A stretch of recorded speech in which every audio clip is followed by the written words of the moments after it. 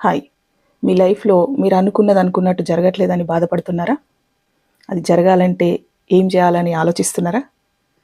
చూడండి, నేను చెప్తా ఇప్పుడు వినండి. మీరు ఏదన్నా ఒక పని మొదలుపెట్టినప్పుడు అది బిజినెస్ అయ్యుండొచ్చు, లేకపోతే ఎవరితోనైనా మాట్లాడడం అయ్యుండొచ్చు, లేకుంటే ఏదన్నా పని అయ్యుండొచ్చు. ఏదైనా అయ్యుండొచ్చు. మనం ఏమనుకుంటామంటే ఏదైనా పని చేసే ముందు, లేకపోతే ఏదైనా బిజినెస్ స్టార్ట్ చేసే ముందు ఇంకా ఏదైనా కావచ్చు.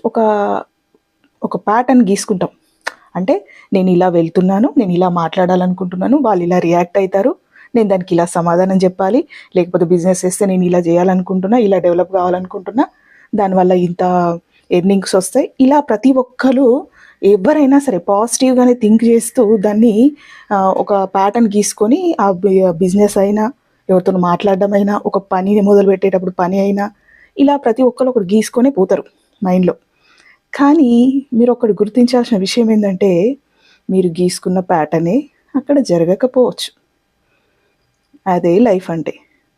మనం ఊహించింది ఏది బయట జరగదు. కొన్నిసార్లు జరుగుతుంది, కొన్నిసార్లు జరగదు.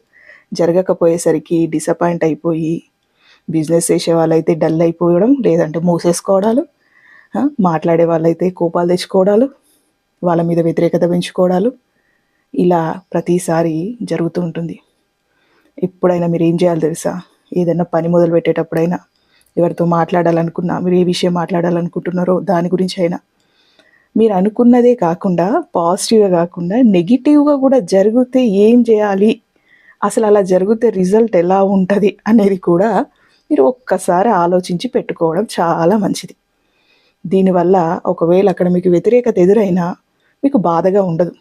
ఎందుకంటే మీరు దానికి కూడా రెడీగా ఉన్నారు.